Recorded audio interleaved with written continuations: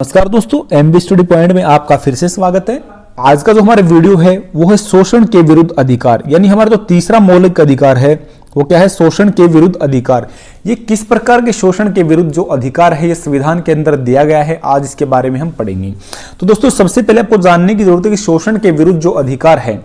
वो हमारा आर्टिकल 23 और 24 के अंतर्गत संविधान में रखे गए हैं। और आर्टिकल 23 और 24 क्या कहता है, आइए उसको देख लेते हैं।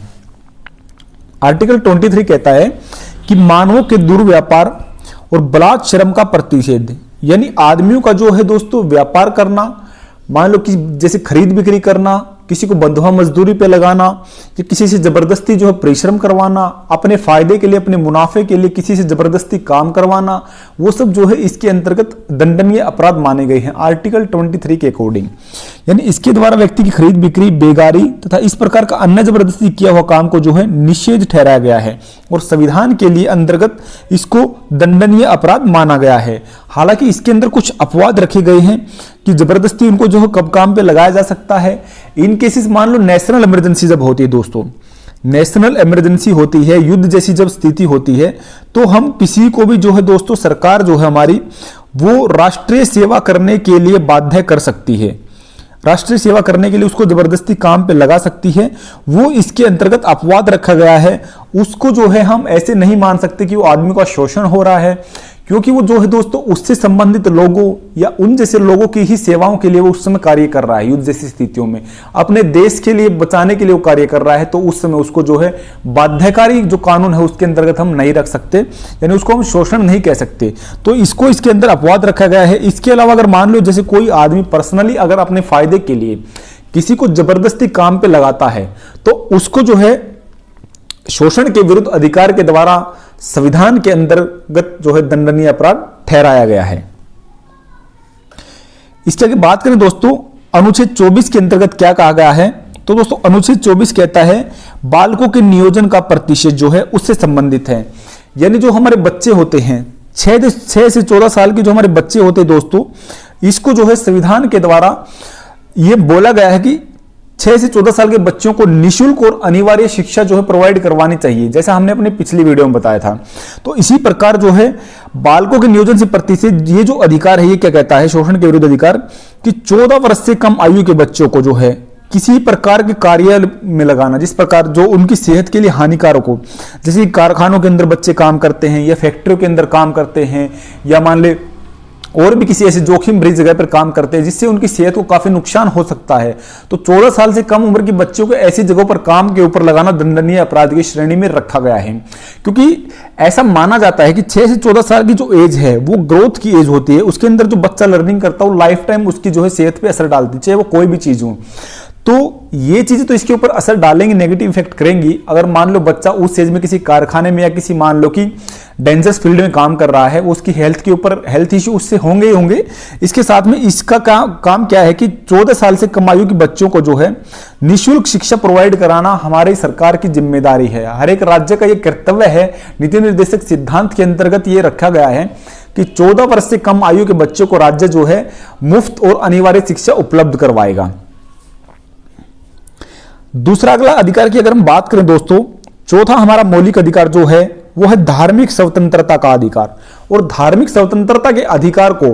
जो है आर्टिकल 25 से 28 के अंतर्गत रखा गया है। जैसा कि आप इसके नाम से पहचान सकते हैं कि धार्मिक स्वतंत्रता यानी धर्म की तरफ से जो है सभी लोग स्वतंत्र हैं, यानी कि देश का कानून, देश का जो है भारत देश का कोई खुद का कोई धर्म नहीं है। जिस प्रकार काफी कंट्रियां, फॉर एग्जांपल हमारी अगर नेबरिंग कंट्री की बात करें तो पाकिस्तान के अंदर जैसे दो है दोस्तों इस्लाम धर्म है,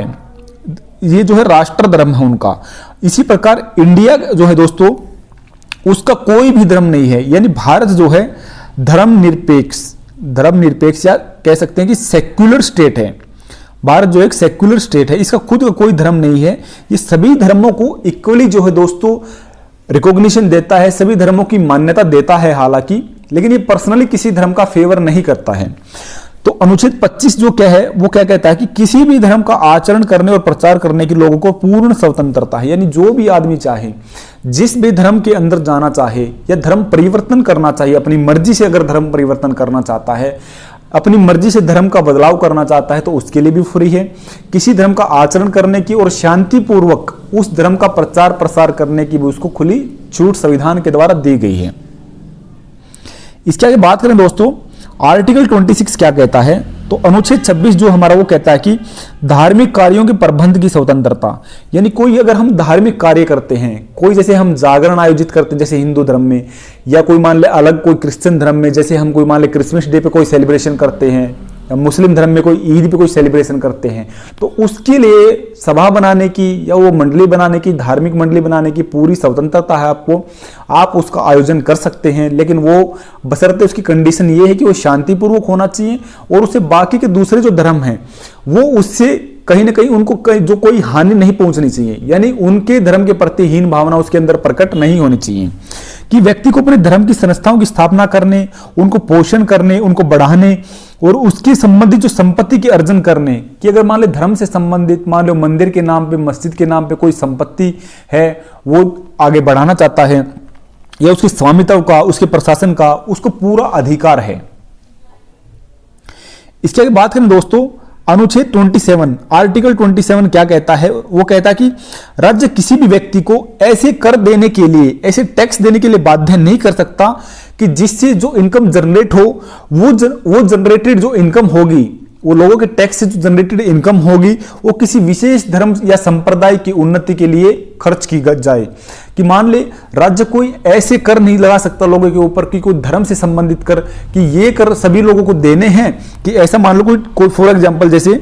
अगर हम एग्जांपल के तौर पर लेते हैं कि कोई ऐसा टैक्स बना दिया कि कोई ऐसा टैक्स जो सभी लोगों को पे करना है और उस टैक्स से जो पैसा इकट्ठा होगा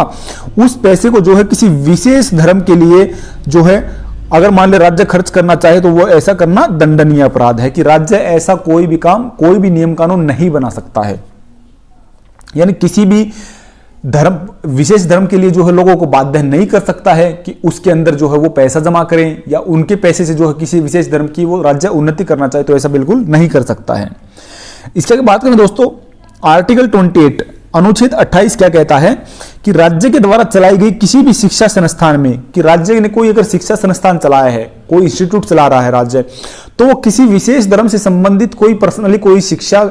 नहीं देगा। वो कि मान ले कि ये धर्म का, किसी धर्म का फेवर करके कि ये धर्म अच्छा है, इस धर्म को अपनाओ, उसके धार्मिक अनुष्ठानों को अपनाओ और उस धर्म के अंदर ये बुराइयां हैं, इस प्रकार की जो है ये इससे संबंधित कोई राज्य की जो शिक्षा संस्थान होते हैं उसके अंदर कोई भी शिक्षा नहीं दी जाएगी, कोई भी पढ़ाई धर्म से संबंधित ऐसी नहीं कराई जाएगी। आर्टिकल 28 ये कहता है कि राज्य के द्वारा चलाए गए किसी शिक्षा संस्थान में किसी विशेष धर्म से संबंधित कोई धार्मिक शिक्षा नहीं दी जाएगी और ऐसे शिक्षण संस्थान अपने विद्यार्थियों को किसी धार्मिक अनुष्ठान में भाग लेने या किसी विशेष धर्म का उपदेश सुनने हेतु बाध्य नहीं कर सकते। यानी इससे क्या समझते हैं हम इन 4 आर्टिकल से जो हमने पढ़ा अभी 25, 26, 27 और 28, इससे हम ये समझते हैं कि भारत के अंदर जो है दोस्तों लोगों को धर्म को मानने की पूर्ण रूप से स्वतंत्रता है। यानी वो धर्म को माने तो भी ठीक है, नहीं मानते हैं अगर तो भी ठीक है। तो मतलब राज्य किसी विशेष पर्टिकुलर, मान ले ऐसा राज्य का कोई कानून नहीं है कि जो लोगों को बाध्य कर सके कि उसको एक विशेष धर्म को मानना ही है, उसको फॉलो करना ही है, ऐसा कुछ भी नहीं है।